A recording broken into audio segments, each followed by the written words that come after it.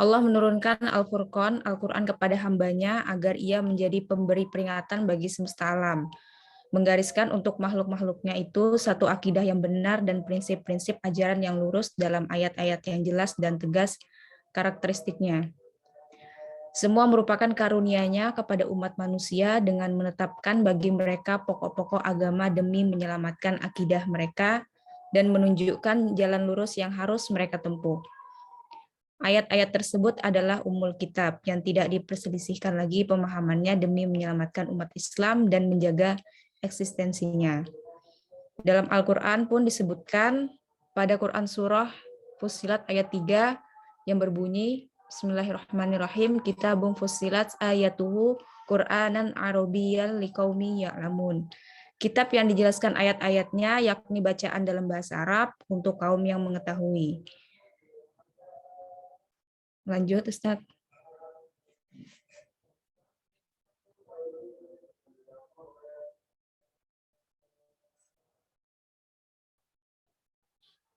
Pokok-pokok agama tersebut di beberapa tempat dalam Al-Quran terkadang dinyatakan dengan lafaz, ungkapan, dan gaya bahasa yang berbeda-beda, tetapi maknanya tetap satu. Makna sebagiannya serupa dengan sebagian yang lain dan maknanya cocok dan serasi, tak ada kontradiktif di dalamnya. Adapun mengenai masalah-masalah cabang agama yang bukan masalah pokok, ayat-ayatnya ada yang bersifat umum dan samar-samar atau yang disebut mutasyabih, yang memberikan peluang kepada para mujtahid yang ilmunya telah memadai untuk mengembalikan kepada yang tegas maksudnya atau muhkam. Al-Quran itu seluruhnya muhkamah, jika yang dimaksudkan dengan kemuhkamahannya adalah susunan lafal Al-Quran dan keindahan nazamnya. Sungguh sangat sempurna, tidak ada sedikit pun terdapat kelemahan padanya, baik dalam segi lafalnya maupun dalam segi maknanya. Kemudian dengan tujuan adanya ayat muhkam itu adalah menambah keimanan dan amal karena ayat Al-Quran jelas memberikan penjelasan.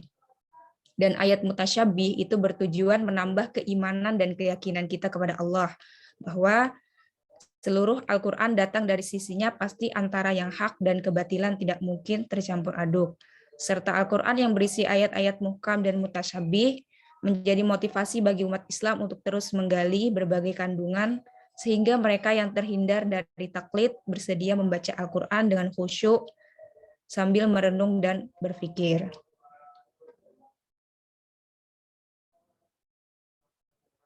Ya. Kemudian rumusan masalah dan tujuan penulisan.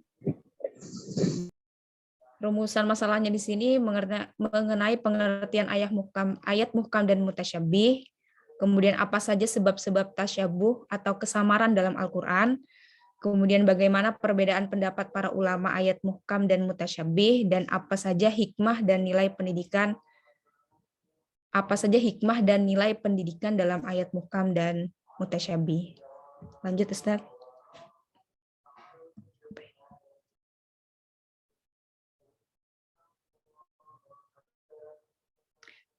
Pengertian ayat muhkam dan mutasyabih secara umum. Menurut bahasa, muhkam itu berasal dari kata hakamtu dabbata wa ahkamtu, yang artinya saya menahan binatang itu.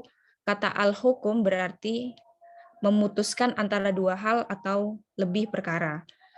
Maka hakim adalah orang yang mencegah yang zalim dan memisahkan antara dua pihak yang bersengketa, serta memisahkan antara yang hak dengan yang batil, dan antara kebenaran dan kebohongan.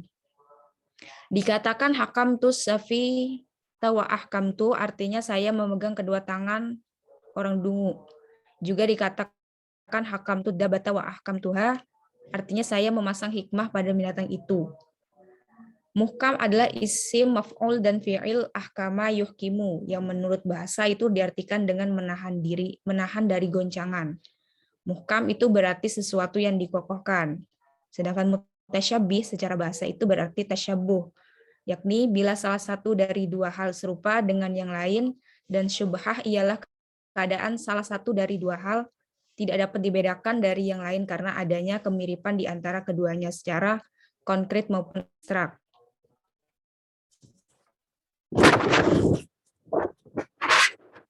Dr. Amin Aziz, muhkam itu adalah ayat yang tak bisa dilihat kesannya dengan gamblang atau dengan melalui takwil. Karena ayat yang perlu ditakwil itu mengandung pengertian lebih dari satu kemungkinan. Adapun mutasyabih itu ayat yang pengertian pastinya hanya diketahui oleh Allah. Misalnya saat datangnya hari kiamat dan huruf-huruf tahajji. Sedangkan menurut Ibnu Abbas itu mendefinisikan ayat-ayat muhkam sebagai ayat yang tidak memunculkan kemungkinan sisi arti lain, sedangkan mutasyabih ayat yang mempunyai kemungkinan sisi arti banyak. Jadi di sini perbedaannya ialah kalau muhkam itu ketika kita baca itu tidak perlu penafsiran macam-macam karena makna dasarnya ayat itu sudah jelas tanpa perlu penafsiran seperti itu. Sedangkan mutasyabih itu tidak bisa dipahami begitu saja. Perlu penafsiran sehingga ketika ayat itu tergolong mutasyabih, maka banyak pendapat yang mengatakan maknanya seperti ini dan penafsirannya seperti ini. Yes, Ustaz.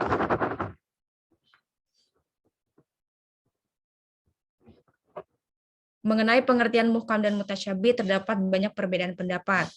Salah satunya muhkam itu adalah ayat yang mudah diketahui maksudnya, sedangkan mutasyabih hanyalah diketahui maksudnya oleh Allah itu sendiri.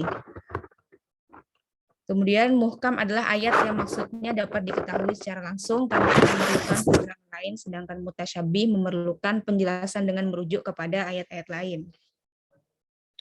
Para ulama memberikan contoh ayat-ayat muhkam dalam Al-Quran dengan ayat-ayat nasikh, ayat-ayat tentang halal, haram, hudud, kewajiban, janji, dan ancaman. Sementara untuk ayat-ayat mutasyabih mencontohkan dengan ayat-ayat yang mansuh dan ayat-ayat tentang asma Allah dan sifat-sifatnya. Salah satunya terdapat pada surah Al-Qasas ayat 88 yang berbunyi segala sesuatu itu pasti binasa kecuali wajahnya. Dan juga terdapat dalam Quran surah Al-An'am ayat 18 yang artinya dan dialah yang berkuasa atas hamba-hambanya.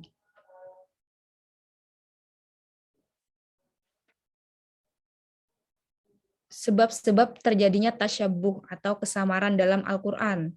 Menurut kebanyakan ulama, sebab adanya ayat-ayat muhkam itu sudah jelas, yakni seperti keterangan pada ayat 1 surah Hud yang artinya suatu kitab yang ayat-ayatnya disusun dengan rapi, serta kebanyakan tertib dan ayat-ayatnya Al-Quran itu rapi dan urut. Maknanya juga mudah dicerna akal pikiran karena tidak samar sehingga dapat dipahami umat dengan mudah. Salah satu contoh dari ayat muhkam itu ialah yang berbunyi ya ayyuhan nasu ubudu rabbakumul ladzi khalaqakum wal ladzina min qablikum la'allakum tattaqun. Wahai manusia, sembahlah Tuhanmu yang telah menciptakanmu dan orang-orang sebelum kamu agar kamu bertakwa. Artinya maknanya ini sudah sangat jelas seperti itu. Lanjut, Pak.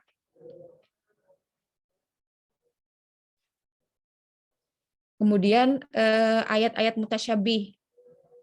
Nah, yang pertama itu tasyabuh atau kesamaran dalam Al-Qur'an. Yang pertama kesamaran pada lafal mufrad yang gharib. Yang berbunyi wa faqihatan wa abba. Nah, lafal abba pada ayat tersebut mutasyabih karena jarang digunakan sehingga asing. Kata abba diartikan rumput-rumputan berdasarkan pemahaman dari ayat berikutnya, yaitu Quran surah Abasa ayat 32. Yang artinya untuk kesenanganmu dan untuk binatang-binatang ternakmu. Yang kedua, itu kesamaran lafal mufrad yang mushtarak. Terdapat pada Quran surah As-Saffat ayat 93 yang berbunyi, lalu dihadapinya berhala-berhala itu sambil memukulnya dengan tangan kanannya atau dengan kuatnya. Yang ketiga, itu kesamaran dalam lafal murakkab. Nah, jadi dalam lafal murakkab ini, yang pertama, contoh lafal murakkab terlalu ringkas dalam firman Allah dalam Quran surah An-Nisa ayat 3, dan jika kalian takut tidak akan dapat dapat berlaku adil terhadap hak-hak perempuan yang yatim, bila mana kamu mengawininya maka kawinilah wanita-wanita lain yang kamu senangi, 2, 3 atau 4. Sedangkan contoh kesamaran lafal murakkab karena terlalu luas seperti pada Quran surah Asy-Syura ayat 11 yang berbunyi laisa kamitslihi syai'un. Tidak ada sesuatu apapun seperti yang sepertinya. Artinya ini maknanya terlalu luas. Kemudian kesamaran lafaz murakkab yang tidak tertib susunannya. Ini terdapat pada Quran surah Al-Kahfi ayat 1 sampai 2.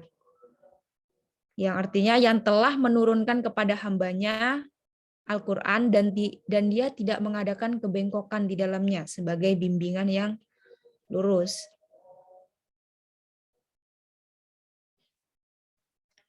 Kemudian ada kesamaran pada makna ayat. Nah, kesamaran dikarenakan makna dari lafal-lafalnya tidak terjangkau oleh akal pikiran manusia. Contohnya seperti makna dari sifat-sifat Allah, sifat kudrat iradahnya, maupun sifat-sifat lainnya.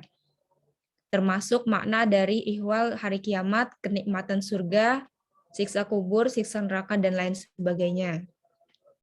Contohnya seperti pada Quran Surah Al-Luqman ayat 34, yang artinya sesungguhnya hanya Allah saja yang memiliki pengetahuan tentang hari kiamat, dan dialah yang menurunkan hujan dan mengetahui apa yang ada di dalam rahim, dan tidak ada seorang pun yang dapat mengetahui dengan pasti apa yang akan diusahakannya besok hari. Dan tidak ada seorang pun dapat mengetahui di bumi mana dia mati, sesungguhnya Allah Maha mengetahui lagi Maha mengenal.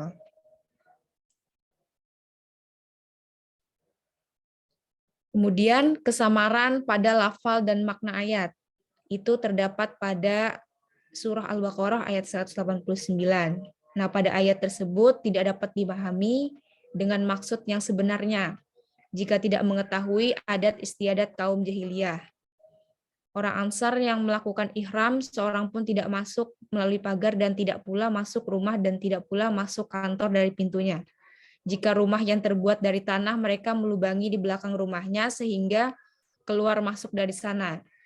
Jika rumah yang terbuat dari bulu, dia keluar dari belakangnya yang tersembunyi. Maka dengan ini turun firman Allah di atas, yang artinya mereka bertanya kepadamu tentang bulan sabit, katakanlah bulan sabit itu adalah tanda-tanda waktu bagi manusia dan bagi ibadah haji, dan bukanlah kebajikan memasuki rumah-rumah dari belakangnya, akan tetapi kebajikan itu ialah kebajikan orang yang bertakwa.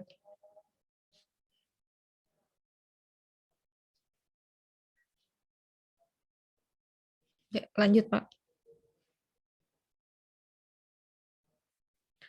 Beberapa contoh ayat Al-Quran di atas itu menunjukkan bahwa dalam Al-Quran itu terdapat lafaz-lafaz mutasyabih yang maknanya seakan serupa dengan makna yang diketahui dalam kehidupan di dunia. Tetapi pada hakikatnya kata-kata tersebut tidaklah sama dengan makna yang diketahui manusia. Misalnya kata bersemayam, wajah Allah, tangan Allah di atas hambanya, meskipun serupa dengan nama-nama hamba dan sifat-sifatnya dalam hal lafaz dan maknanya, akan tetapi hakikat Allah sebagai Khalik dan sifat-sifatnya sama sekali tidak sama dengan hakikat makhluk dan sifat-sifatnya. Para ulama sangat memahami makna lafaz-lafaz tersebut dan dapat membeda-bedakannya. Namun hakikat takwil yang sebenarnya hanya diketahui oleh Allah. Sebagian besar ulama mutaakhirin itu mentakwilkan ayat mutasyabih yang terkait dengan sifat Allah dengan tujuan untuk lebih memahasucikan Allah dari keserupaannya dengan makhluk seperti yang mereka sangka.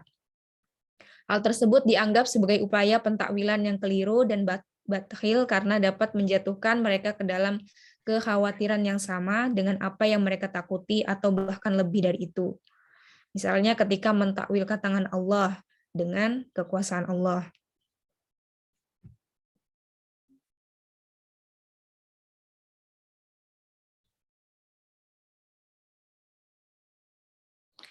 Kemudian perbedaan pendapat para ulama mengenai ayat muhkam dan mutasyabih. Pendapat pertama itu menyatakan bahwa Al-Quran itu seluruhnya adalah muhkam.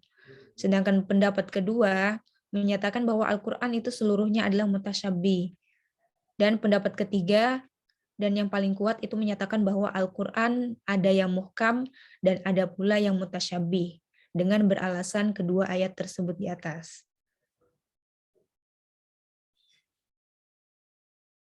Abdul Jalal membagi ayat-ayat mutasyabih yang antara lain ayat-ayat mutasyabih yang tidak dapat diketahui oleh seluruh umat manusia kecuali Allah. Kemudian ayat-ayat mutasyabih yang dapat diketahui oleh semua orang dengan jalan pembahasan dan pengkajian yang mendalam.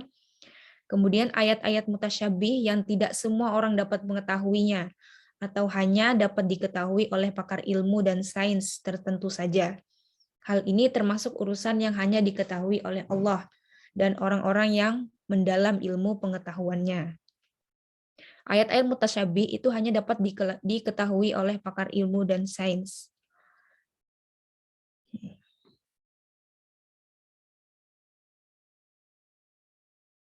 Kemudian kelompok ulama terdapat terhadap ayat mutasyabih. Ada dua kelompok, yaitu mazhab salaf dan mazhab khalaf. Mazhab salaf itu di antara para ulama yang masuk ke dalam kelompok ini adalah Imam Malik yang berasal dari ulama terdahulu. Para ulama kelompok ini mengambil sikap kehati-hatian sebagai bentuk penjagaan diri dari kesalahan yang mungkin dapat terjadi dengan berdasar pada mensucikan Allah dari pengertian-pengertian lahir yang mustahil bagi Allah dan mengimaninya sebagaimana yang diterangkan Al-Quran sehingga mereka lebih mempercayai dan mengimani ayat-ayat mutasyabih dan menyerahkan sepenuhnya langsung kepada Allah. Yang kedua, mazhab khalaf. Salah satu termasuk dalam kelompok ini yakni ulama mutaakhirin atau ulama yang modern yang mana mentakwil ayat-ayat mutasyabih secara terperinci dengan menentukan maknanya berdasarkan penggunaan kata tersebut yang sesuai dengan lahirnya atau secara zahirnya. Metode ini diambil atas dasar kekhawatiran mereka akan terjadinya goncangan terhadap keyakinan orang terutama mereka yang awam sehingga terjaga dari tasbih atau menyerupakan Allah dengan makhluknya.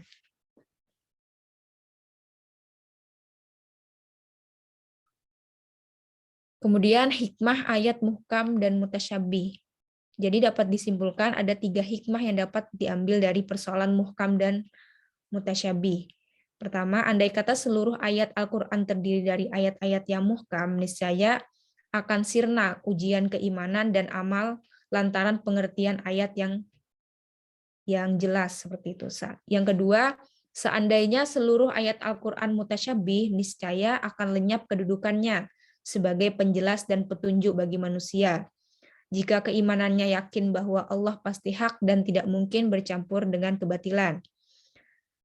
Kemudian yang ketiga, dengan adanya ayat-ayat muhkam dan ayat mutasyabih dalam Al-Quran, tentunya menjadikan umat Islam terus termotivasi untuk menggali berbagai kandungannya, yaitu bersedia membaca Al-Quran dengan khusyuk, sambil merenung dan berpikir sehingga mereka akan terhindar dari taklid. Kemudian terdapat beberapa nilai pendidikan juga yang terkandung dalam ayat muhkam dan mutasyabih. Yang pertama yaitu nilai tauhid, kemudian ada nilai toleransi, nilai kebijaksanaan, nilai kerja keras, dan nilai tanggung jawab. Kemudian yang terakhir, hikmah ayat mutasyabih. Hikmah dengan adanya ayat mutasyabih yang pertama itu memperlihatkan kelemahan akal manusia, kemudian sebagai cobaan dari Allah, dan kemudian melalui pengalaman indrawi yang bisa disaksikan manusia menerima pemahaman abstrak ilahiyah, sebagaimana diketahui bahwa pemahaman diperoleh manusia tatkala ia diberi gambaran indrawi terlebih dahulu. Yang ketiga, agar dapat mengerti terjemahannya, kemudian memperlihatkan kemukjizatan Al-Quran, kemudian mendorong kegiatan mempelajari disiplin ilmu pengetahuan yang bermacam-macam. Kemudian ayat-ayat Al-Quran itu ditujukan kepada semua manusia, oleh karena itu diformulasikan dalam bahasa yang universal dan mengandung berbagai kemungkinan untuk ditakwilkan. Kemudian yang terakhir, untuk memberikan kebebasan kepada manusia berbeda dalam penafsiran, dalam rangka menjadikan mereka lebih terbuka dan toleran. Oke, sekian penyampaian presentasi dari saya. Selanjutnya akan dilanjutkan oleh Mbak Dita Anggraini.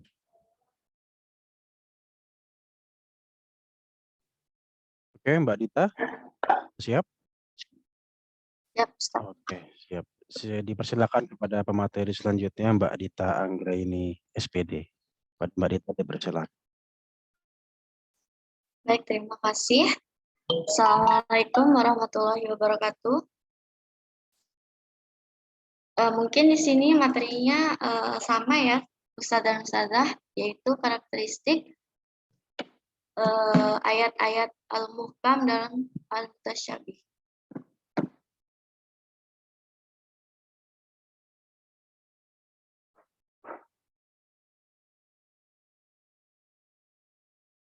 Apakah sudah terlihat, Ustadz? Terlihat, Mbak. Oke, baik. Oke, langsung saja. Yang pertama yaitu definisi. Tadi sudah dijelaskan panjang lebar oleh Ustazah Marantika. Di sini saya akan mengulang sekilas saja. Secara etimologi, muhkam berasal dari kata ihkam yang berarti kekukuhan, kesempurnaan, keseksamaan, dan pencegahan. Sedangkan secara terminologinya, secara umumnya ayat-ayat muhkam yaitu ayat-ayat yang terang dan jelas maksudnya, dapat dipahami dengan mudah, memiliki satu pengertian saja, dapat diketahui secara langsung, dan tidak memerlukan lagi keterangan lain, atau tidak memerlukan lagi percobaan atau pembuktian yang lainnya. Sedangkan secara etimologi, mutasyabih berasal dari kata tasyabuh yang secara bahasa berarti keserupaan dan kesamaan yang biasanya membawa kepada kesamaran antara dua hal. Sedangkan secara terminologi, mutasyabih adalah ayat-ayat yang mengandung beberapa pengertian dan tidak dapat ditentukan arti mana yang dimaksud kecuali sesudah diselidiki secara mendalam. Tidak dipahami kecuali setelah dikaitkan dengan ayat lain atau ayat-ayat yang pengertiannya hanya Allah yang mengetahui. Selanjutnya, adapun sebab-sebab al-muhkam dan al-mutasyabih, sebab adanya ayat al-muhkam dan mutasyabih ialah karena Allah SWT menjadikan demikian. Allah membedakan antara ayat-ayat yang muhkam dari yang mutasyabih dan menjadikan ayat muhkam sebagai bandingan ayat yang mutasyabih. Sebab adanya ayat-ayat muhkam itu sudah jelas, yakni sebagaimana yang ditegaskan dalam ayat 7 surah Al-Imran yang artinya dialah yang menurunkan Alkitab kepadamu. Di antara isinya ada ayat-ayat yang muhkam. Itulah pokok-pokok isi Al-Quran dan yang lain ayat-ayat mutasyabih.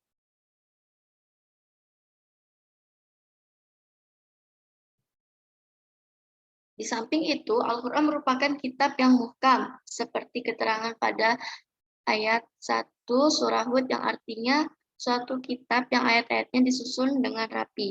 Sebagian ulama berpendapat, ada yang sudah dijelaskan, yaitu bahwa ayat-ayat mutasyabih tidak dapat diketahui takwilnya oleh siapapun kecuali Allah. Pendapat para ulama mengatakan bahwa penyebab adanya ayat-ayat mutasyabih dalam Al-Quran karena beberapa hal, yaitu yang pertama, kesamaran pada lafal ayat, yang kedua kesamaran pada makna ayat, dan yang ketiga yaitu kesamaran pada lafal dan makna ayat.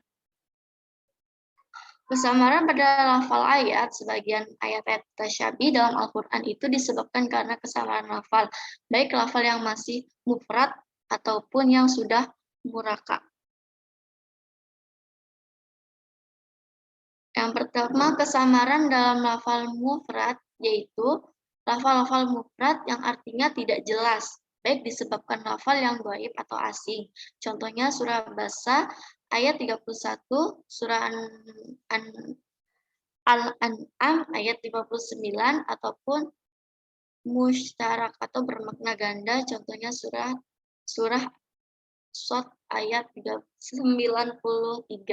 Yang kedua, kesamaran dalam lafal murakkab disebabkan karena ayat-ayat yang di setiap orang bisa mengetahui maksudnya melalui penelitian dan pengkajian.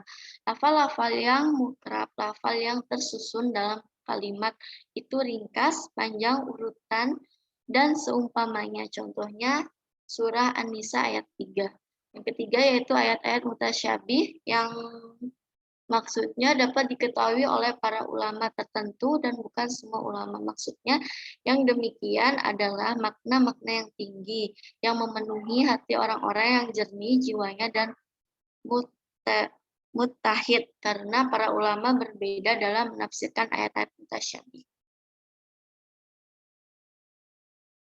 Yang kedua yaitu kesamaran pada makna ayat. Terkadang terjadinya ayat mutasyabih itu disebabkan karena adanya makna dari sifat-sifat Allah SWT dan juga seperti makna dari ihwal hari kiamat, kenikmatan surga dan siksa neraka.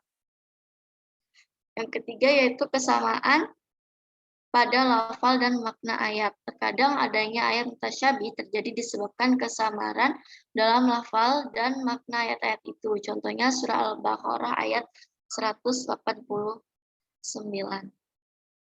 Selanjutnya macam-macam al-muhkam dan al-mutasyabih. Macam-macam al-muhkam secara umum, ayat al-muhkam dapat dikelompokkan menjadi dua macam, yaitu ayat-ayat yang sangat jelas maksudnya sehingga orang awam pun dapat mengetahui maknanya. Dalam surah Al-Baqarah ayat 183 yang artinya, hai orang-orang yang beriman diwajibkan atas kamu berpuasa.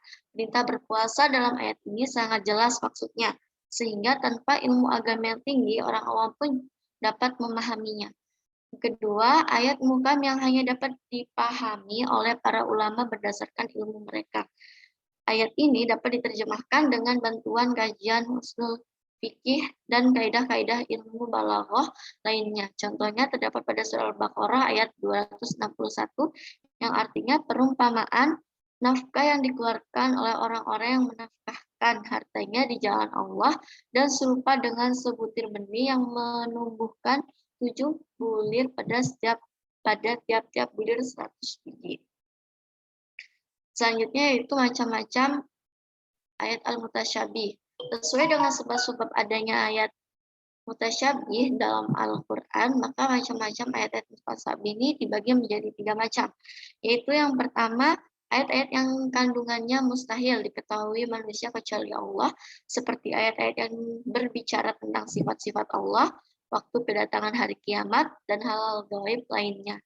Contoh surah Luqman ayat 34 yang artinya, sesungguhnya Allah hanya pada sisinya sajalah pengetahuan tentang hari kiamat, dan dialah yang menurunkan hujan dan mengetahui apa yang ada dalam rahim, dan tiada seorang pun yang dapat mengetahui yang akan diusahakannya besok, dan tiada seorang pun yang dapat mengetahui di bumi mana dia akan mati. Sesungguhnya Allah Maha Mengetahui lagi Maha Mengetahui.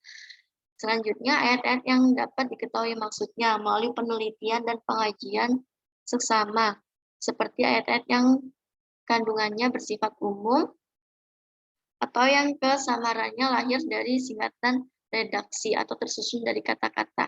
Contohnya surah An-Nisa ayat 3 yang artinya jika kamu takut tidak akan dapat berlaku adil terhadap hak-hak perempuan yang yatim bila kamu mengawininya, maka kawinilah wanita-wanita lain yang kamu senangi. 2, 3, atau 4. Kemudian jika kamu takut tidak akan dapat berlaku adil, maka kawinilah seorang saja atau budak-budak yang kamu miliki, yang demikian itu adalah lebih dekat kepada tidak berbuat aniaya. Yang ketiga yaitu ayat-ayat mustasyabih yang maksudnya dapat diketahui oleh Allah SWT dan para ulama, tentu yang sangat mendalam ilmu pengetahuan yang melakukan ijtihad dan tadabbur terhadap Al-Quran. Ayat-ayat semacam ini tidak terungkap maknanya hanya dengan menggunakan nalar semata-mata. Contohnya surah Al-Imran ayat 7 yang artinya padahal tidak ada yang mengetahui takwilnya melainkan Allah dan orang-orang yang mendalam ilmu. Selanjutnya ada sikap ulama terhadap ayat mutasyabih, yaitu yang pertama masa salaf dan ada masa khalaf. Tadi sudah dijelaskan oleh Ustazah Marantika. Kemudian kriteria ayat-ayat al-muhkam dan al-mutasyabih. Menurut Baljon mengutip pendapat Zamakhsyari yang berpendapat bahwa yang termasuk kriteria ayat-ayat muhkam adalah apabila ayat-ayat tersebut berhubungan dengan hakikat pernyataan. Sedangkan ayat-ayat mutasyabih adalah ayat-ayat yang menuntut penelitian, tahqiqat. Ali ibnu Abi Thalhah memberikan kriteria ayat-ayat muhkam, yaitu ayat-ayat yang membatalkan ayat-ayat lain, ayat-ayat yang menghalalkan, ayat-ayat yang mengharamkan, ayat-ayat mengandung kewajiban, ayat-ayat yang harus diimani dan diamalkan. Sedangkan ayat-ayat mutasyabih adalah ayat-ayat yang telah dibatalkan, ayat-ayat yang dipertukarkan antara dahulu dan yang kemudian.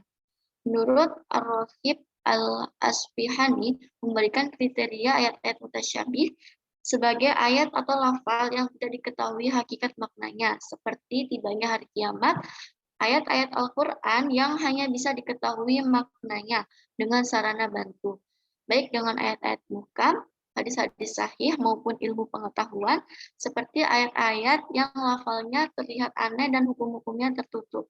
Ayat-ayat yang maknanya hanya bisa diketahui oleh orang-orang yang dalam ilmunya. Selanjutnya hikmah ayat al-muhkam, yaitu ada 4. Yang pertama, menjadi rahmat bagi manusia, khususnya orang kemampuan bahasa Arabnya lemah. Dengan adanya ayat-ayat muhkam yang sudah jelas arti maksudnya, sangat besar arti dan faedah bagi mereka.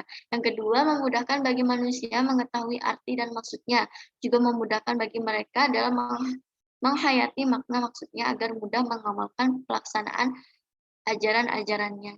Yang ketiga, mendorong umat untuk giat memahami, menghayati, dan mengamalkan isi kandungan Al-Quran.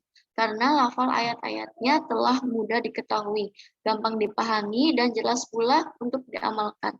Yang keempat yaitu menghilangkan kesulitan dan kebingungan umat dalam mempelajari isi ajarannya, karena lafal ayat-ayat dengan sendirinya sudah dapat menjelaskan arti maksudnya, sudah harus menunggu penafsiran atau penjelasan dari lafal ayat atau surah yang lain. Hikmah dari ayat Al-Mutasyabih yang pertama yaitu sebagai rahmat Allah kepada manusia agar mereka selalu berpikir. Allah merahasiakan banyak hal agar mereka mencari dan berupaya mendapatkan serta membuka misteri-misteri itu. Maka dengan adanya ayat mutasyabih, manusia tidak bergantung secara terus-menerus kepada penjelasan Allah, tetapi mereka bisa bergerak sendiri untuk mencari kebenaran dengan bantuan cahaya ayat-ayat Allah. Yang kedua, sebagai cobaan dari Allah. Maksudnya, dengan adanya ayat-ayat mutasyabih, manusia diuji keimanannya, apakah mereka tetap percaya dan tunduk kepada ayat-ayat Allah, atau berpaling dan cenderung memperalat ayat-ayat Allah untuk kepentingan pribadi, atau mengikuti hawa nafsu. Yang ketiga, sesuai dengan perkataan Fakhr Ar-Razi, ayat-ayat Al-Quran ditujukan kepada semua manusia.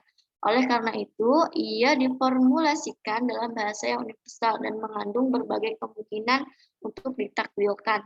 Di dalamnya mengandung berbagai isyarat dan ketentuan-ketentuan yang pasti. Dengan demikian, ayat-ayat mutasyabih adalah konsekuensi yang tidak dapat diletakkan untuk menjadi keutuhan dan universalitas Al-Quran itu sendiri. Yang keempat, untuk menjadi bukti kelemahan manusia atas kebesaran Allah dan ketinggian ayat-ayatnya. Dengan adanya ayat-ayat mutasyabih, manusia dijadikan tunduk terhadap ketentuannya dan menghancurkan kesombongannya terhadap ketetapan-ketetapan Allah. Selanjutnya, ayat-ayat mutasyabih menunjukkan keterbatasan manusia yang harus mereka sadari setiap saat. Yang kelima, untuk memberikan kebebasan kepada manusia untuk berbeda dalam penafsiran, dalam rangka menjadikan mereka lebih terbuka dan toleran. Sekiranya semua ayat adalah muhkam, maka yang terjadi adalah kebekuan dan statis. Mazhab hanya satu dan manusia tidak lagi berkompetensi dalam mencari kebenaran. Kesimpulannya yaitu dari uraian ayat muhkam dan mutasyabih di atas dapat dipahami bahwa muhkam adalah ayat yang memberikan makna yang jelas dan dapat dijangkau oleh pemahaman akal. Sedangkan ayat al-mutasyabih adalah ayat yang memberikan makna yang tidak jelas, tidak dapat berdiri sendiri, dan membutuhkan keterangan dari yang lain. Ayat mutasyabih merupakan salah satu kajian dalam ilmu Al-Quran yang para ulama menilainya dengan alasan masing-masing, seperti ulama tafsir, absas salaf, dan absas khalaf. Para ulama berbeda terhadap adanya ayat-ayat muhkam dan mutasyabih. Sebagian ulama berpendapat bahwa ayat mutasyabih tidak dapat diketahui kecuali hanya Allah. Mereka mencoba mengembalikan ayat mutasyabih kepada ayat muhkam. Hikmahnya adanya ayat-ayat mutasyabih adalah membuktikan kelemahan manusia. Sebesar apapun usaha dan persiapan manusia, masih ada kekurangan dan kelemahannya. Hal tersebut menunjukkan betapa besar kekuasaan Allah SWT dan kekuasaan ilmunya yang maha mengetahui segala sesuatu. Sekian dari saya serahkan pada Ustadz Bisma sebagai moderator. Terima kasih. Masya Allah, alhamdulillah. Terima kasih kepada Mbak Maratika dan Mbak Dita yang telah memaparkan secara rinci dan detail berkenaan tentang ayat-ayat muhkam dan ayat-ayat mutasyabih. Oke, karena sudah sangat lumayan panjang dan sangat jelas ringkasan materinya, maka kita buat sesi pertanyaan untuk mendiskusikan apa yang telah kita dapat pada malam hari ini. Mungkin saya buka 2 pertanyaan kepada teman-teman. Dipersilakan yang ingin mengajukan pertanyaan kepada Mbak presenter tadi.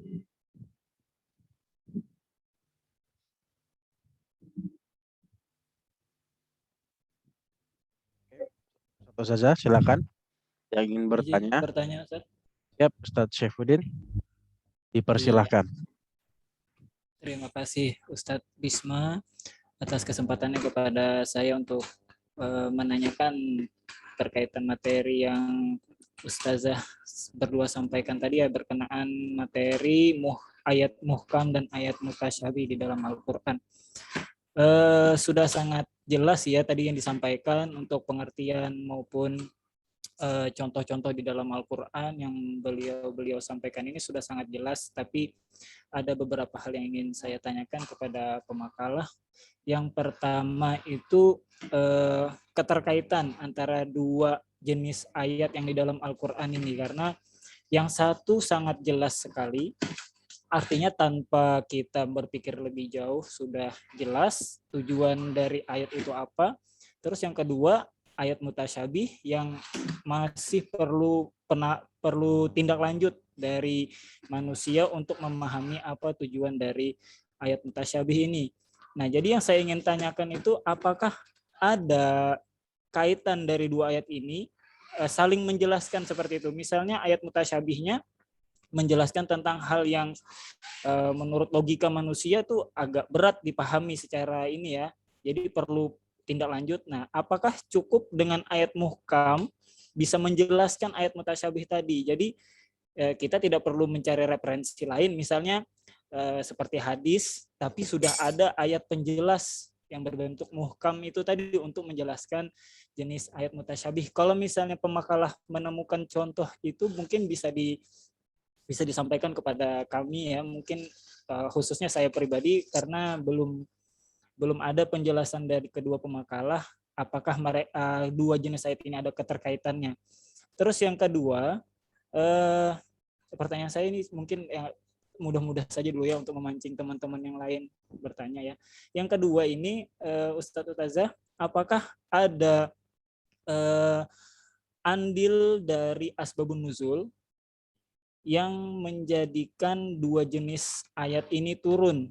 Karena sudah kita ketahui sama-sama, mutasyabih ini ya itu tadi, sulit dipahami. Dan pada zaman itu, pada zaman Rasulullah berdakwah, ayat-ayat juga masih belum secara sempurna dalam bentuk Al-Quran.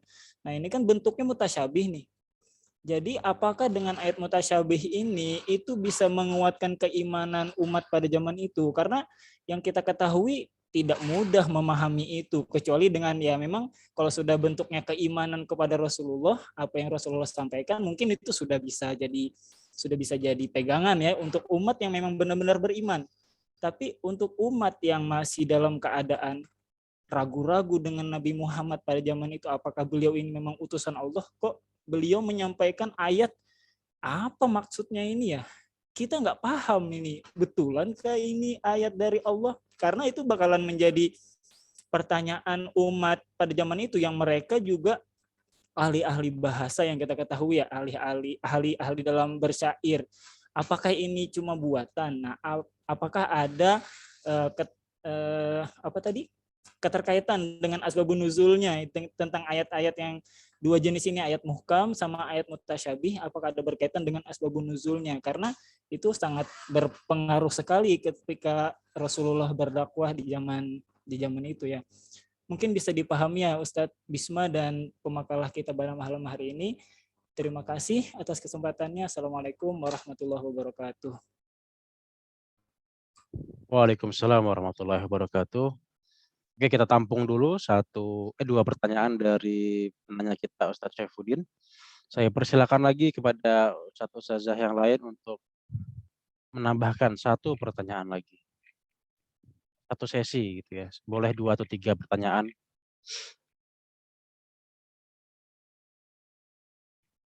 Oke, ada Ustazah? Kalau tidak ada, langsung saja saya serahkan pertanyaan dari Ustadz Syaifuddin tadi yang lumayan panjang dan banyak narasi ya yang menguatkan pertanyaan kepada Mbak Barantika dan Mbak Dita. Pertanyaan tadi nomor 1. Kurang lebih seperti ini, intinya poinnya adalah apakah ada keterkaitan antara ayat-ayat muhkam dan ayat-ayat mutasyabih. Apakah mereka bisa saling berkoordinasi atau bisa saling melengkapi, bisa saling menjelaskan. Kurang lebih seperti itu. Lalu yang kedua, apakah ada penjelasan lagi dari masalah asbabun nuzul dari ayat-ayat tersebut? Apakah menjelaskan juga ataukah mendukung atau seperti apa terkait dengan asbabun nuzulnya ayat-ayat tersebut? Kepada Mbak presenter dipersilakan untuk menjawab.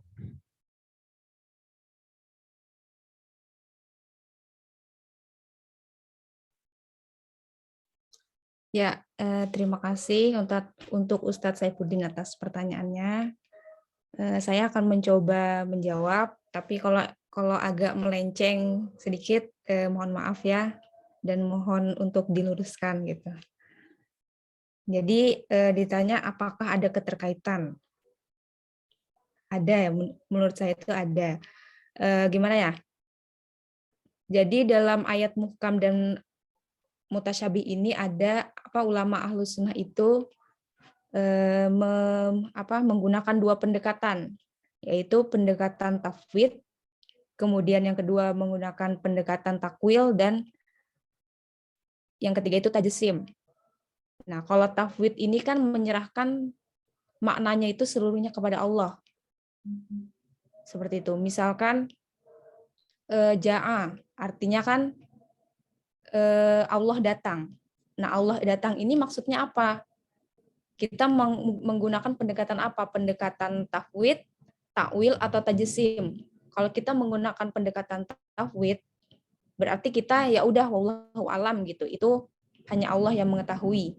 Tapi kalau kita menggunakan takwil, artinya kita mencarikan makna yang kira-kira sesuai dengan ayat tersebut. Artinya Allah datang. Artinya kan kalau ditakwil itu artinya apanya yang datang? Berarti perintahnya yang datang. Kemudian pahalanya yang datang. Kemudian kekuasaan Allah yang datang dan keputusan Allah. Itu jika ditakwil. Kalau kita menggunakan pendekatan tajsim, itu artinya Allah datang ini maknanya Allah berpindah dari satu tempat ke tempat yang lain. Jadi tergantung kita memilih menggunakan metode apa. Menggunakan metode tafwid, takwil, atau tajsim. Seperti itu. Kemudian sikap manusia dalam memahami dan menghadapi ayat-ayat yang mutasyabih ini ada 2 tipe. Menurut referensi yang saya baca. Pertama, terkadang orang yang hatinya tidak menginginkan kebenaran, ya kan sebagian para ulama itu mereka menjadikan ayat-ayat itu untuk bahan fitnah. yang mereka sebarkan di kalangan manusia dan mereka mencari-cari artinya yang dapat dijadikan alasan untuk menguatkan pendapat dan keinginan mereka. Karena ayat tersebut itu mutasyabihat, masih samar-samar gitu. Kalau kita nggak punya ilmunya itu, apalagi ilmu kita nggak nyampe itu, sangat susah seperti itu. Kemudian yang kedua, orang yang mempunyai pengetahuan yang mendalam dan ingin mencari kebenaran.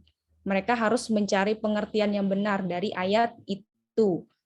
Bila mereka belum atau tidak sanggup mengetahuinya, maka mereka berserah diri kepada Allah sambil berdoa dan memohon petunjuk.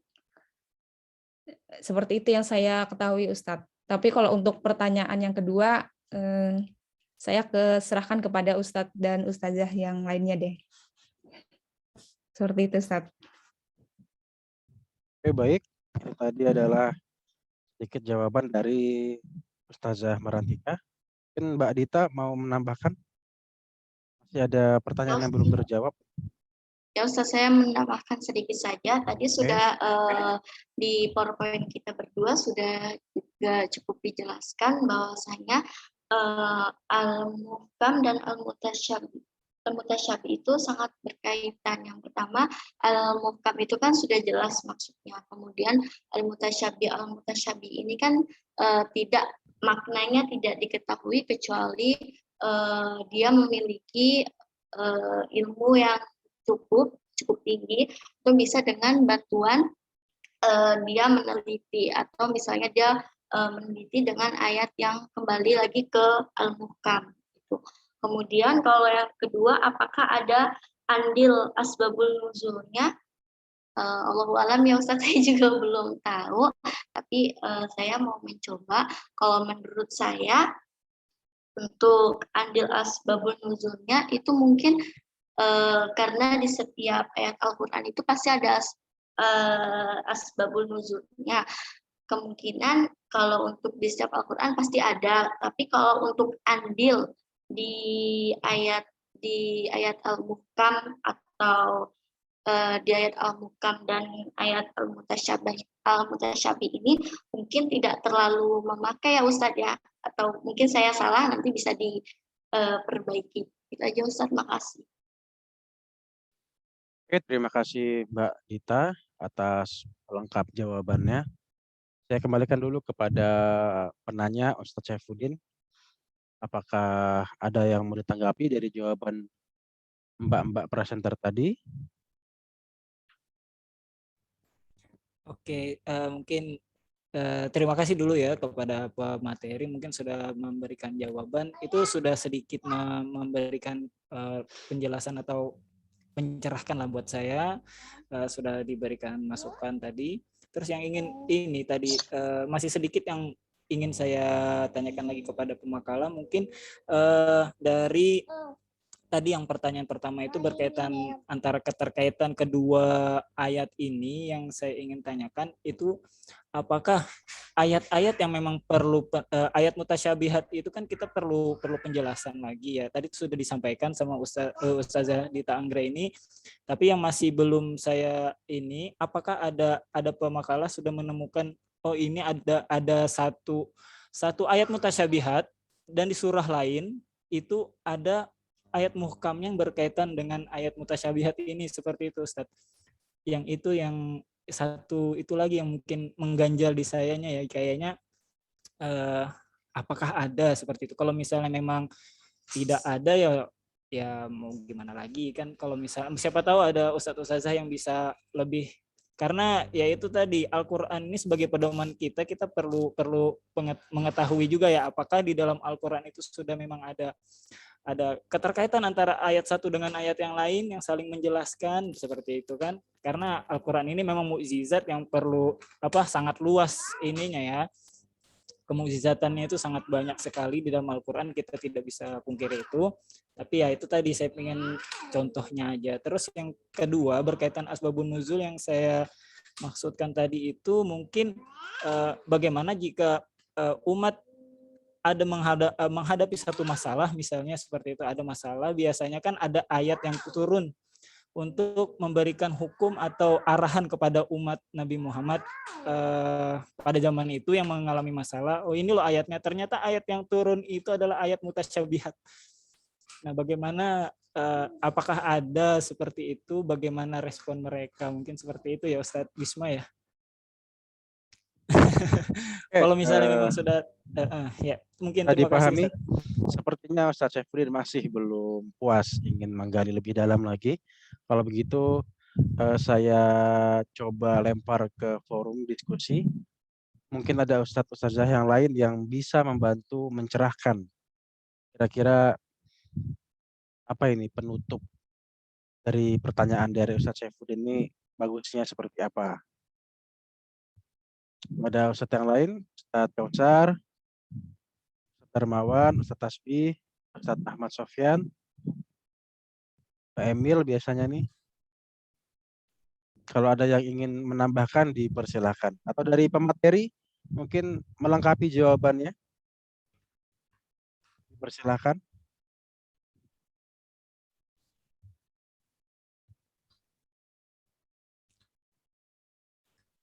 Ustadz Bisma mungkin kalau misalnya memang ini dulu bisa kita skip aja dulu Ustadz. Mungkin Oke. bisa di pertanyaan yang lain dulu. Kita sambil ini juga kan diskusi materi. Sambil kepada Ustadz yang lain sambil buka-buka kitabnya mencari jawabannya. Saya buka lagi sesi pertanyaan selanjutnya. Saya juga jujur masih penasaran nih dengan jawaban dari pertanyaan Ustadz Syafruddin. Coba nanti saya coba cari-cari juga jawabannya. Mungkin kepada Ustadz yang lain, apabila ada yang mau bertanya, kami persilakan. Kita masuk ke sesi pertanyaan selanjutnya. Tanya Ustadz. Ya, silakan, Ustazah Erna. Ya. Assalamualaikum warahmatullahi wabarakatuh. Ya, kalau dari menyimak menyimak dari dua presenter tadi, yang saya tangkap itu kan mutasyabihat, tasyabuh ya. Sebab terjadinya tasyabuh dalam Al-Qur'an. Berarti ada kesamaran dalam lafadz mukarrab. Contoh yang dicontohkan di situ adalah contoh lafal mukarrab terlalu singkat dalam An-Nisa ayat 3.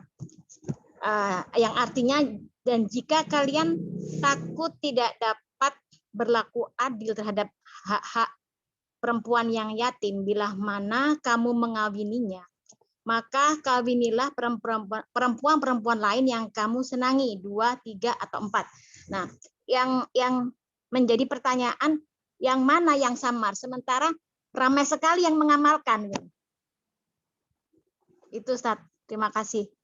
Assalamualaikum warahmatullahi wabarakatuh. Waalaikumsalam warahmatullahi wabarakatuh.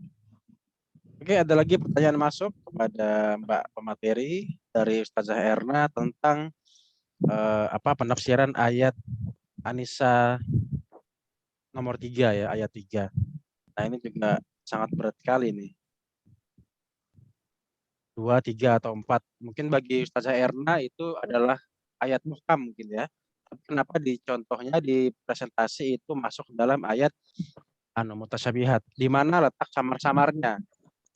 Dan mengapa kalau itu ayat samar ternyata banyak yang mengamalkan ayat tersebut seperti itu? Apakah ketika mengamalkan nanti ada yang melenceng atau gimana? Nah, itu saya kembalikan kepada pemateri kita, Mbak Dita dan Mbak Marantika untuk menjawab keresahan dari Ustazah Erna. Dipersilakan kepada Mbak pemateri. Silakan siapa duluan yang mau menjawab.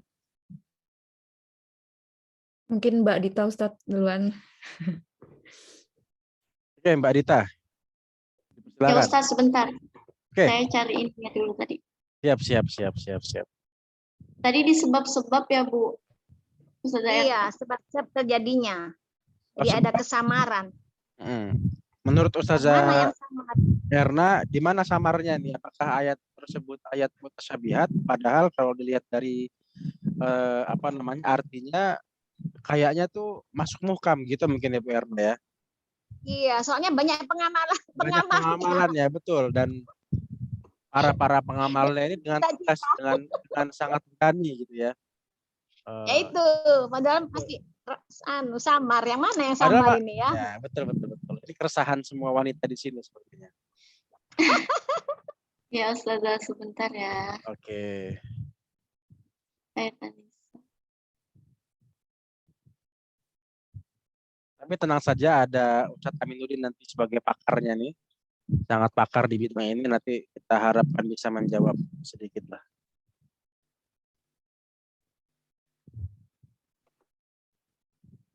Oke, Mbak Dita, Mbak Marantika dipersilakan. Apakah sudah dapat Ayat jawabannya? An-Nisa. Ya, stop ini.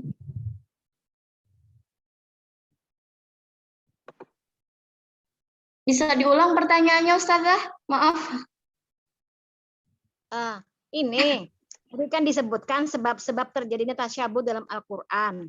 Kan ada kesamaran dalam lafadz mukarrab. Contohnya itu kan An-Nisa ayat 3. Nah, di situ kan artinya kan sudah jelas ya, banyak yang hafal kayaknya sudah. Itu kan disebutkan samar. Letak kesamarannya di mananya? Sementara yang kita ketahui kan pengamalnya banyak sekali.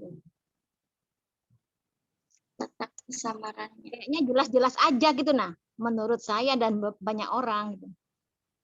Itu singkatnya begitu. Menurut Ibu Erna dan menurut pengamalnya itu merupakan ayat muhkam seperti itu. Afwan Ustadz, saya mau mencoba untuk menjawab. Oke, dipersilakan Mbak Marantika. Oke. Oke, mohon izin. Di sini kan yang kesamaran tasyabuh, kesamaran dalam lafal murakkab. Murakkab ini kan artinya terlalu ringkas. Jadi maksud kesamarannya ini ayat tersebut itu terlalu ringkas. Nah, ayat tersebut masih sukar dipahami karena susunan kalimatnya itu terlalu singkat sehingga membutuhkan keterangan tambahan untuk melengkapinya agar dapat memperjelas maksudnya.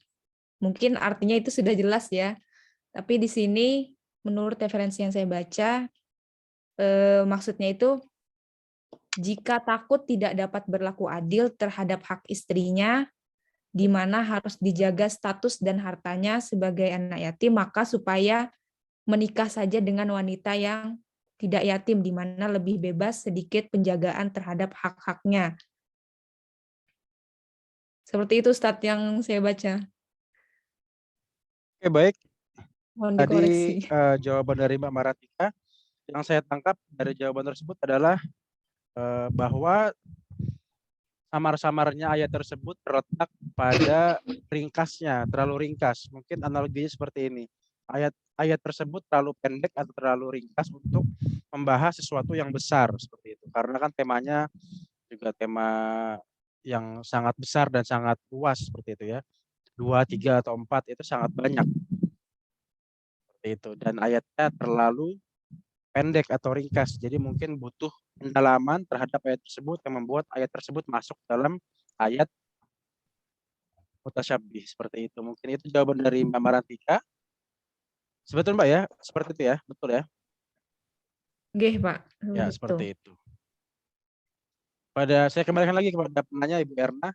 Bagaimana Ibu Erna? Apakah masih ada yang dipertanyakan? Ya, untuk sementara oke. Oke ya. Oke. Sementara oke. Mungkin nanti kan ada tambahan dari Ustadz Sudah siap Bu ya? dosen. Oke. Siap berarti? Belum ya? Apa itu? Itu atau masuk dalam mutasyabihat. Oke, karena jawaban dari pertanyaan Bu Erna sudah tegas dan lugas dan dapat kita pahami secara jelas insya Allah ya. Semoga nanti ada yang bisa menambahkan lagi dari Ustadz yang lain dan juga dari Pak dosen Ustadz Muhyiddin. Mungkin kami buka lagi 2 pertanyaan sesi selanjutnya.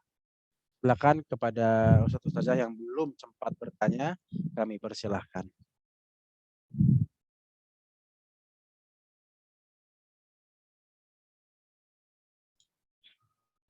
Izin bertanya Ustaz. Siap Ustaz, dipersilakan. Baik, Ustazah kita dan Ustazah Marantika. Izin bertanya, ini kan hikmahnya ya mengenai tentang ayat-ayat muhkamat dan mutasyabihat ya, muhkamat ya. Yang mau saya pertanyakan di sini, ada yang bilang kalau hikmah dan manfaat itu kan berbeda. Jadi saya minta manfaatnya Allah menurunkan ayat-ayat mutasyabihat itu apa?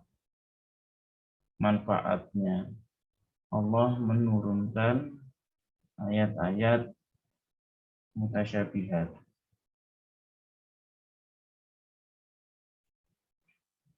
Mungkin itu aja dari saya. Terima kasih, Ustazah. Assalamualaikum warahmatullahi wabarakatuh.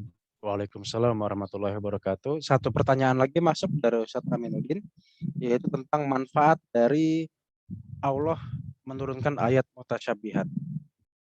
Oke, kita kunci dulu.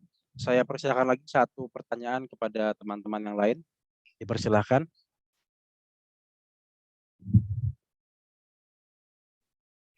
Bu Sinta biasa bertanya nih.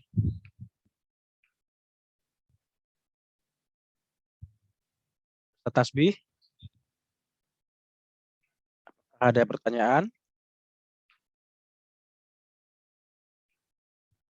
Oke, sepertinya masih belum ada. Kalau begitu kita fokus kepada pertanyaan dari Ustadz Aminuddin. Manfaat ayat-ayat mutasyabihat yang diturunkan oleh Allah Subhanahu wa taala. Kepada para pemateri, Mbak Marantika dan Mbak Dita dipersilakan untuk menjawab.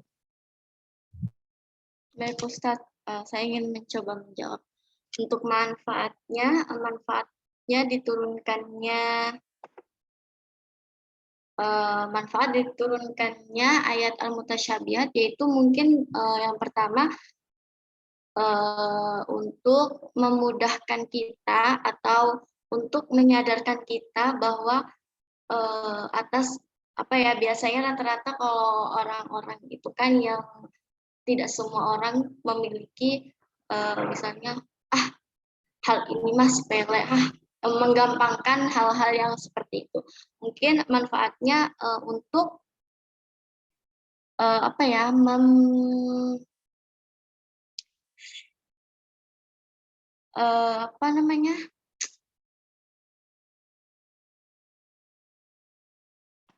untuk tidak sombong atas keilmuan yang dia miliki. Kemudian juga manfaat yang lainnya sehingga mereka bisa mencari atau membuka misteri-misteri yang yang belum mereka ketahui, sehingga mereka mencari memahami ayat-ayat yang tidak, maksudnya yang belum diinginkan sama sekali, maksud dan tujuannya belum dimengerti oleh banyak orang. Biasanya kan kalau tadi pengertiannya al-mutasyabi itu kan yaitu dengan adanya bantuan meneliti sehingga supaya mengetahui maksudnya lebih jauh lagi. Kalau al-muhkam kan dia artinya maknanya sudah jelas. Mungkin manfaatnya untuk kita yaitu tidak sombong ke atas ilmu yang kita miliki, kemudian bisa lebih menambah wawasan untuk kita mencari makna dari ayat al-mutasyabi ini. Mungkin itu aja Ustaz. Mohon Oke, maaf. baik. Bisa ditambahkan dengan teman-teman yang lainnya. Mbak Marantika mau menambahkan jawabannya? Oke, Ustadz. Saya akan menambahkan sedikit saja dari penjelasannya Mbak Dita.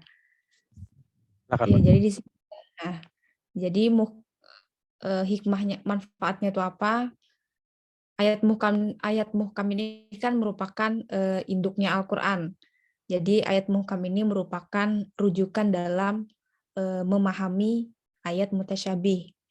Nah, sedangkan manfaatnya yang lainnya itu agar tidak menimbulkan kesan kekurangan bagi Allah, agar tidak menimbulkan Allah itu menyerupai makhluk.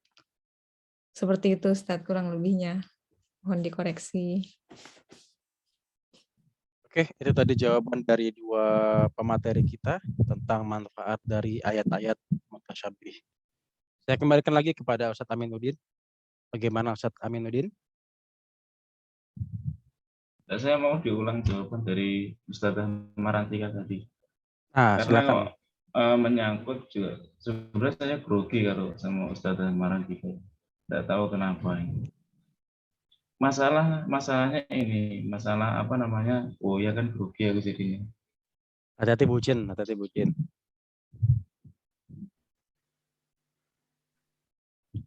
Jadi kok bisa maksudnya menyerupai itu maksudnya gimana gitu?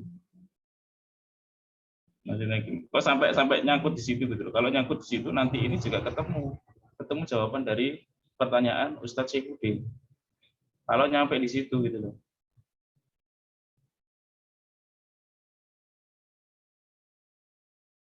Mungkin diulang lagi jawabannya.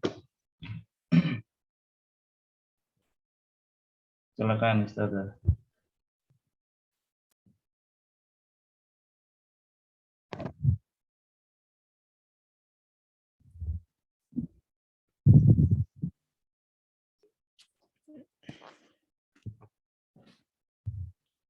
Silakan Ya, Mbak Marantika. Silakan. ya. Saya akan mencoba menjawab. Artinya, kok jadi saya grogi juga, Ustadz? Ya, jadi ayat muhkam itu kan merupakan induknya Al-Quran. Apa saja sih manfaatnya yang bisa diambil? Karena ayat muhkamat ini kan ayat yang samar.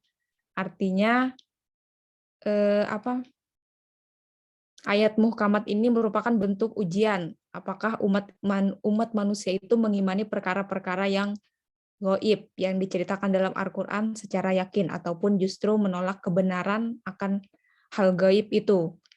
Artinya agar tidak dapat menimbulkan kesan kekurangan bagi Allah seperti itu. Contohnya itu seperti Allah itu bersemayam di atas arsy kan.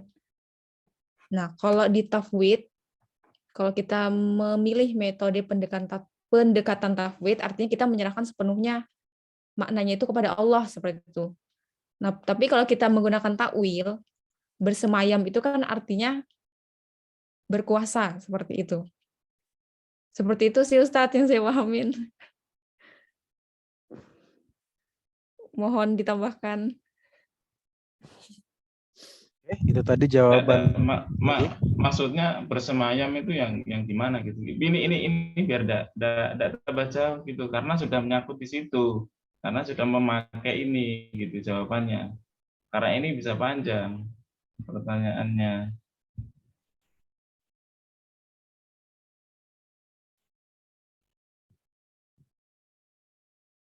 Karena ilmu Al-Quran ini kan panjang ya Ustazah. Karena menyakup juga dengan riwayatnya dan dengan diroyahnya. Dari ulumul Quran ini.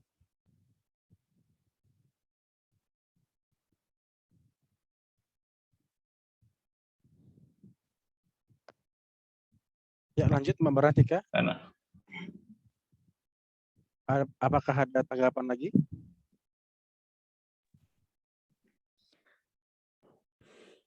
Mungkin saya serahkan ke Ustadz dan Ustazah yang lain dulu, Ustadz. Oke, siap. Tidak berani menjawab.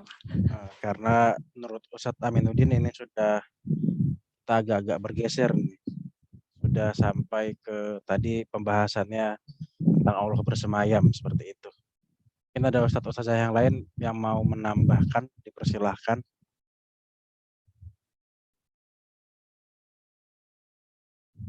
Ustadz Muhammad Tasbih, Ustadz Darmawan Daud.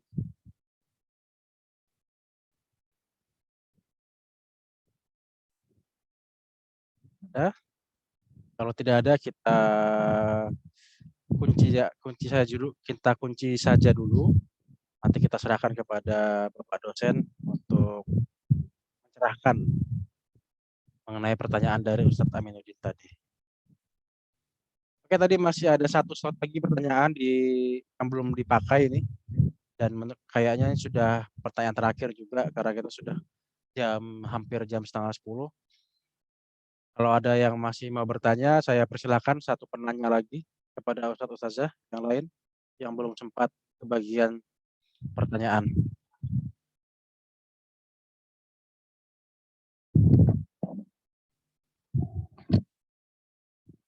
Ada? Saya hitung sampai 3. Kalau tidak ada, kami serahkan lagi kepada Bapak dosen untuk mencerahkan yang tadi masih kelabu. 1, 2, 3. Oke, baik. Kalau begitu sesi pertanyaan kita tutup. Dan tadi masih ada beberapa pertanyaan yang menggantung. Kami mohon pencerahannya kepada Bapak dosen Ustadz Muhyiddin. Kami persilahkan.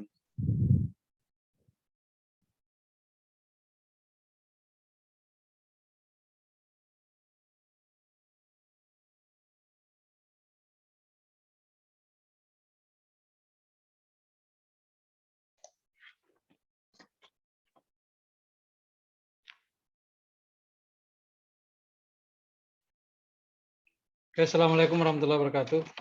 Waalaikumsalam warahmatullahi wabarakatuh. Bismillah, alhamdulillah, salatu wassalamu ala rasulillah, Sayyidina Muhammad wa alihi wa sahbihi ajma'in. Materi kita adalah muhkam mutasyabih. Nah, memang dalam Al-Quran ya, ulama kita membagi dua hal. Yang pertama ada yang disebut dengan muhkam, ada yang disebut dengan mutasyabih. Bahkan dilandasi dengan ayat surah Al-Imran, surah ketiga ayat 7. Waladzi anzala 'alaikal kitab minhu ayatun muhkamatun hunna ummul kitab wa ukharu mutasyabihat. Itu landasannya sehingga para ulama kita membagi dua garis besar tentang ayat Al-Quran. Pertama tadi adalah muhkam, yang kedua adalah mutasyabih. Saya dulu masuk pada pertanyaannya, apakah ada ayat muhkam menjelaskan mutasyabih?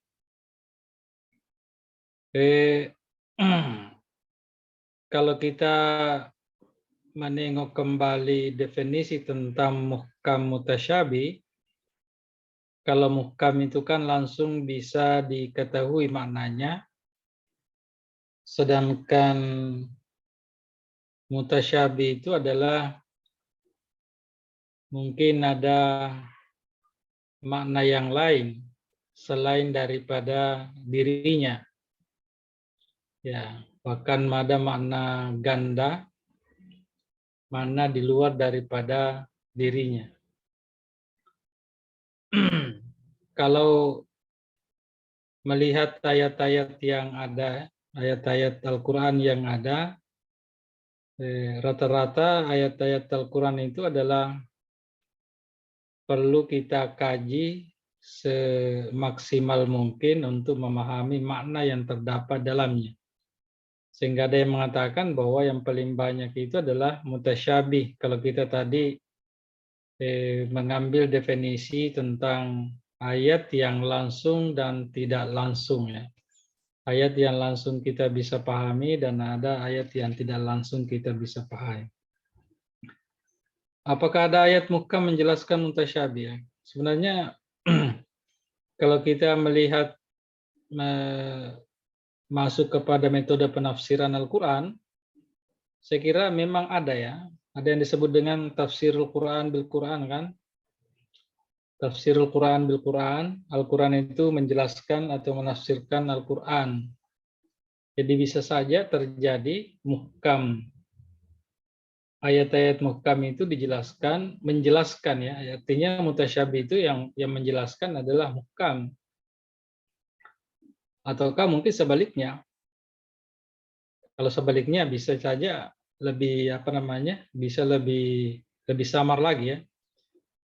Contoh kita bisa baca dalam surah Al-Fatihah itu kata-kata sirat ya. Ihdinas sirat al-mustaqim. Apa itu as-siratal mustaqim? Itu kan kita tidak tahu secara pasti apa itu siratal mustaqim. Sehingga kata-kata siratal mustaqim ini dijelaskan pada ayat yang lain. Ayat yang lainnya bisa saja ayat itu berdampingan dengan ayat yang mau dijelaskan. Atau ayat itu penjelasannya berada pada ayat atau surah yang lain. Kalau kita tafsirkan langsung pada ayat berikutnya, maka di siratal mustaqim itu kan dijelaskan siratal ladzina an'amta alaihim. Siratal ladzina an'amta alaihim. Nah, an'amta itu kan juga menjadi samar, mutasyabih lagi. Siapa sih itu an'amta alaihim ya? Siapa sih itu an'amta alaihim? Dalam ayat lain kan dijelaskan juga bahwa ulaikal ladzina an'amallahu alaihim. Siapa itu? An-nabiyyin was-siddiqin wasyuhada was-salihin. Saya kira nanti ini masuk dalam kajian metode penafsiran ya. Metode penafsiran. Apakah ya bernama metode penafsiran, tentu ayat-ayat mutasyabih ini bisa saja dijelaskan oleh ayat-ayat muhkam. Karena ayat-ayat muhkam itu kan sudah jelas ya. Sudah nyata. Selanjutnya bagaimana dengan asbabun nuzul? Asbabun nuzul.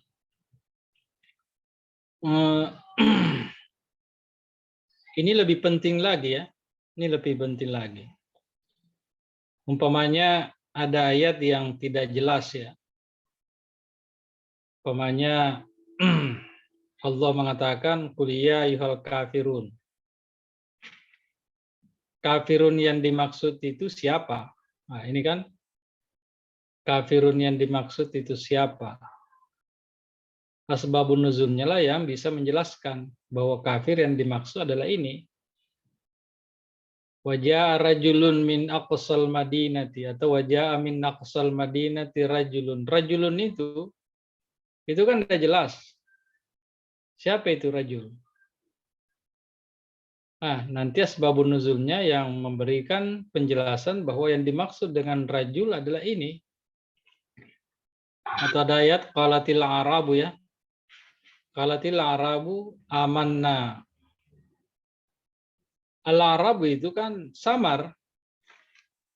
Siapa ini orang Arab? Orang Arab siapa? Orang Arab itu banyak. Orang Arab itu banyak, maka yang menjelaskan itu adalah asbabun nuzulnya. Saya kira asbabun nuzul itu sangat penting sekali dalam memahami makna-makna yang terdapat dalam menjelaskan ya. Menjelaskan ayat-ayat yang mungkin dalam tanda petik itu adalah ayat mutasyabih. Maka sebabun nuzulnya itulah yang bisa menjelaskan bahwa ini yang dimaksud ya. Gimana pada masa Rasulullah Shallallahu Alaihi Wasallam? Apakah ada ayat itu ya? Ada ayat itu kata-kata zulm ya. Kata-kata zulm itu saya lupa ayatnya itu.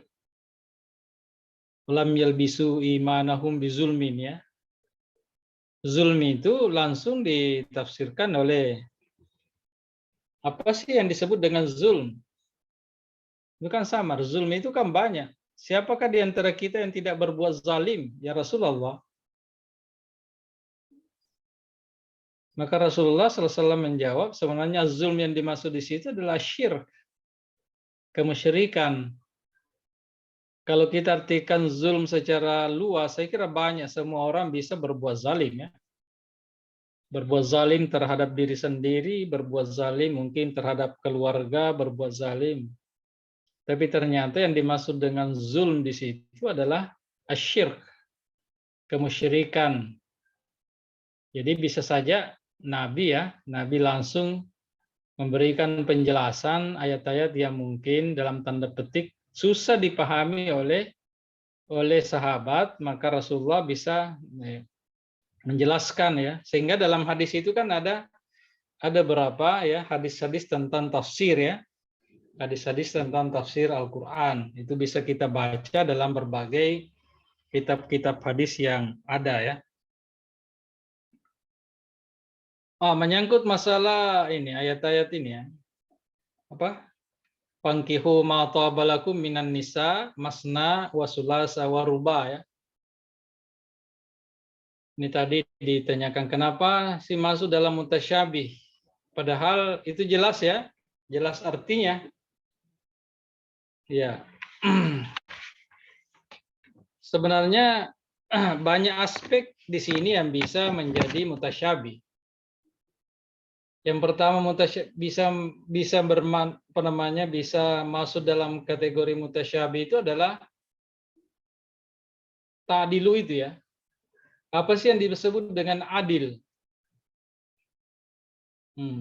Apa sih yang disebut dengan adil? Itu bisa masuk dalam wilayah mutasyabih. Apakah yang disebut dengan adil itu adalah dari aspek material, ataukah adil itu juga masuk dalam aspek non material? Inilah yang pemanya bisa masuk dalam wilayah mutasyabih. Bahkan kalau kita dengar saya kira ada ungkapan Rasulullah SAW, inilah cara saya untuk berbuat adil dalam keluarga. Rasulullah SAW menyatakan bahwa tidak bisa berbuat adil dalam aspek cintanya itu ya. Tapi yang bisa dilakukan adalah hanya adil dari aspek zahiriyah. Tapi aspek batinnya itu susah. Saya kira Nabi sendiri juga ya, kalau tidak salah itu Nabi pernah mengungkapkan itu. Inilah yang saya lakukan. Jadi yang bisa adil itu ya. Jadi adil di sini ya pada awalnya tentu menjadi masalah juga masuk dalam wilayah mutasyabih. Apa sih itu adil ya? Apakah adilnya itu adalah sama rata atau adilnya sama rasa? Bisa kan berbeda ya. Yang kedua tadi ini menyangkut juga walaupun karena biasanya ayat-ayat muhkam itu adalah biasa juga ayat muhkam itu apabila tidak punya makna selain daripada makna dirinya ya. Umpamanya satu itu tidak bisa diartikan dua. Itulah muhkam. Kalau dua tidak bisa diartikan tiga, itu muhkam. Artinya tidak ada makna lain selain daripada dirinya. Itulah muhkam. Kalau mutasyabih masih ada makna selain daripada dirinya sendiri. Ya, kalau ada istilah ya, ada istilah hakiki dan istilah makna hakiki dan makna majazi. Mungkin yang dipermasalahkan bisa saja ya, saya hanya melihat aspek ayat tadi yang dijadikan sebagai pertanyaan. Wow-nya itu apa? Wow itu ya. Masna, wasulasa, waruba. Bahkan ada yang paling, tapi ini tidak bisa juga dijadikan landasan, saya hanya menyampaikan pendapat orang. Masna, wasulasa, waruba itu bukan 2, 3, 4 itu, tapi metodenya ya. Metodenya bisa 2, metodenya bisa 3, metodenya bisa 4. Walaupun satu istri, tapi metodenya banyak. Tapi ini tafsiran lepas ini ya. Bukan tafsiran yang punya rujukan, tapi ini tafsir lepas. Itu tidak bisa dijadikan rujukan. Tapi ya, ya. Saya kira ya memang bisa saja bisa menjadi mutasyabih, kalaupun dimasukkan dalam mutasyabih ya. Bisa juga menjadi muhkam kalau itu dikatakan masna itu tidak bisa arti lain selain dari 2. Sulas itu tidak bisa ada arti lain selain 3, itu juga 4. Ya. Bahkan ada yang mengatakan wow-nya itu apa? wo-nya itu tambah atau wo-nya koma. Itu kan gitu ya. Kalau salasa tambah 2 tambah 3 tambah 4 kan 9 ya. Nah, tapi saya kira kita tidak masuk di situ ya, tidak masuk di situ. Cuma tadi apakah ini masuk pada wilayah mutasyabih atau masuk pada wilayah muhkam, tergantung dari mana kita melihat ayat itu. Kita mau katakan muhkam, ya muhkamnya di situ adalah masna, wasulas, waruba. Kalau kita masukkan dalam ayat mutasyabih, ya bisa saja yang jadi dipermasalahkan itu adalah dilunya itu. In khiftun alla ta'dilu fawahida. Pikir itu ya. Selanjutnya, ya tadi saya kira manfaatnya saya kira banyak sekali ya. Temannya memberikan wawasan yang lebih luas pada kita. Berikan makna wawasan yang lebih luas. Itu menandakan bahwa ayat Al-Quran itu tidak berhenti untuk selalu dikaji. Itu kan ada pernyataan, kalau tidak salah itu dalam bukunya Pak Quraisy, Membumikan Al-Quran itu, di apa namanya, di terakhir ya, di pembungkus terakhir belakang itu, Dr. Abdullah Darras itu mengungkapkan bahwa ketika kita membaca Al-Quran, maka kita akan menemukan makna. Ketika kita membaca kembali, maka kita akan menemukan makna berbeda dengan makna kedua. Ketika kita membaca lagi, maka kita akan menemukan makna berbeda dengan makna pertama, berbeda dengan makna kedua. Itulah Al-Quran. Kira-kira disinilah manfaatnya. Ada yang disebut dengan mutasyabih dan ada sangat fleksibel sekali ya. Kalau kita melihat ayat-ayat Al-Quran, umpamanya la masa itu kan, la masa bersentuhan, apanya bersentuhan, apakah tangan, kulit dengan kulit, atau hanya mata dengan mata, atau hati dengan hati. Saya kira sangat kondisional sekali. Itu artinya Al-Quran memberikan peluang kepada kita. Peluang, ya, ada yang mengatakan Al-Quran itu sebenarnya memberikan peluang kepada kita untuk berbeda pendapat ya. Tapi tentu dengan jalur-jalur yang sangat-sangat sesuai dengan ajaran Islam. Karena Al-Quran sendiri memberikan peluang kepada kita untuk, apalagi tadi kalau kita masuk dalam wilayah mutasyabih ya. Wilayah mutasyabih itu kan ada ulama tafwid tadi diungkapkan oleh pemakal ya. Ya, ada ta'wil, ada tajsim. Ya, itu adalah pendekatan ketika membaca. Saya pribadi mengatakan bahwa dalam ayat Al-Qur'an itu kan mengatakan wa ma ya'lamu ta'wilahu illallah warasikhuna fil ilmi yaquluna amanna. Saya pribadi mengatakan bahwa sebenarnya semua ayat-ayat Al-Quran itu harus kita maknai, harus kita pahami. Karena buat apa Al-Quran diturunkan oleh Allah kalau kita tidak bisa memahami makna yang terkandung, termasuk dalamnya huruful muqatta ya. Huruful muqatta dalam Al-Quran itu kan alif lam mim, alif lam ra dan sebagainya. Kalau tafsir-tafsir klasik itu kan hanya mengatakan Allahu a'lam bimuradihi, Allah yang tahu artinya. Tapi kalau saya pribadi mengatakan buat apa Al-Qur'an diturunkan kalau kita tidak tahu maknanya.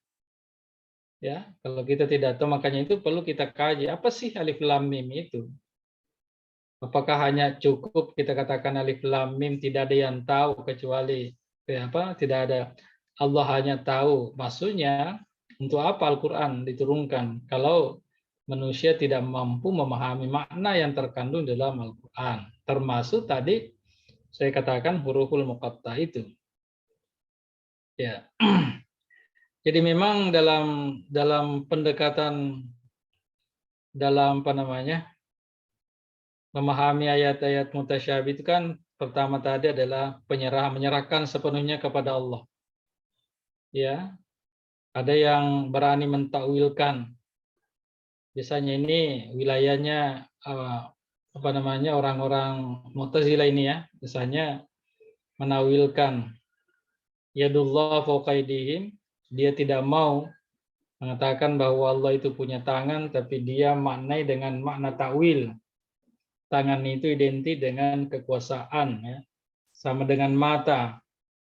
Mata itu dia tidak apa namanya tidak artikan mata, tapi diartikan dengan kontrol atau pengawasan, ya. Saya kira banyak ya, banyak kalau kita banyak penafsir. Selanjutnya yang ketiga ada tajsim. Tajsim itu adalah memang Tuhan. Kalau Allah mengatakan yadu, maka Tuhan pasti punya tangan, ya. Kalau Allah mengatakan mata, matanya Allah, maka Allah punya mata. Ya, itu namanya tajsim. Nah, cuma nanti dalam wilayah akidah, ya, temannya kalau masuk dalam Ahlussunnah wal Jamaah kan, Ahlussunnah wal Jamaah itu kan mengatakan bahwa memang Tuhan punya mata, tetapi mata Tuhan itu tidak sama dengan mata makhluknya. Ya. Sama itu ya yang kalau akidah-akidah klasik ya, yang munculnya Mu'tazilah, munculnya apa namanya Ahlussunnah wal Jamaah. Tapi kalau sekarang ulama mutakhirin ini kadang saya lihat dia cenderung masuk pada aspek Mu'tazilah apa namanya pemahaman Mu'tazilah ya. Kalau kita baca buku-buku yang dikarang yang ditulis oleh atau kita mengajar kepada di Alia di mana saja tentang pendidikan agama ya banyak-banyak dia tidak diartikan dengan tangan tapi diartikan dengan kekuasaan. Ini berarti bahwa masuknya pada wilayah Mu'tazilah ya. Pada Mu'tazilah. Saya kira itu apa namanya masuk pada wilayah akidah ya. Jadi bisa memberikan ya lebih supaya kita lebih mengkaji Al-Qur'an ini ya. Jangan berhenti membaca seakan-akan kita penasaran terhadap ayat-ayat Al-Qur'an. Alhamdulillah, kenapa sih alhamdulillah? Kenapa isim bukan fiil umpamanya ya? Kan gitu ya. Kenapa Allah memulai dengan isim bukan fiil? Saya kira banyak ya. Bismi itu kan bismillahirrahmanirrahim kan beda dengan iqra bismi rabbik. Bismi itu tidak punya alif sedangkan bismi rabbik punya alif ya. Dalam surah Al-Kahfi itu kan malam tastati ada kan ayat di apa namanya dalam cerita yang sama malam tastati ada malam tasti. Kenapa ada ta satu punya ta ini yang dua titik ada yang tidak? Saya kira ini semuanya perlu kajian. Apa sih yang membedakan? Sehingga ada ungkapan itu mengatakan bahwa semua ayat-ayat Al-Quran, kalimat-kalimat Al-Quran itu punya makna tersendiri, walaupun kalimatnya sama, tapi sebenarnya punya makna-makna tersendiri. Pemilihan kalimat dalam Al-Quran itu sangat mewarnai wawasan kita dalam mengkaji Al-Quran. Jadi pada intinya bahwa ketika ayat itu langsung bisa kita pahami, umpamanya 3, ya itu muhkam. Tapi kalau masih samar-samar, kita tidak tahu, maka bisa masuk pada wilayah mutasyabih. Saya kira itu barangkali saya sampaikan, kemudian saya serahkan kepada moderator. Alhamdulillahirrahmanirrahim. Terima kasih kepada Bapak dosen Ustadz Muhyiddin atas pencerahan dan pelurusan atas diskusi kita tadi, yang mana kalau ada salah-salah, ada keliru-keliru, sudah diluruskan kembali oleh Bapak dosen kita. Oke, mungkin kita sudah berada di penghujung perkuliahan kita pada malam hari ini. Semoga apa yang kita diskusikan dapat kita ambil ilmunya dan kita amalkan ibrohnya. Kita tutup bersama-sama perkuliahan kita dengan membaca doa kafarat majelis dan hamdalah. Subhanakallahumma wa bihamdika asyhadu an la ilaha illa anta astaghfiruka wa atubu ilaik. Alhamdulillahirabbil alamin. Saya selaku moderator mewakili dari Mbak-mbak pemateri kita pada malam hari ini mengucapkan mohon maaf apabila ada salah dan kata yang tidak berkenan dan juga keliru-keliru lainnya mohon dimaafkan. Saya selaku moderator undur diri. Saya tutup. Assalamualaikum warahmatullahi wabarakatuh. Waalaikumsalam Waalaikumsalam warahmatullahi wabarakatuh. wabarakatuh.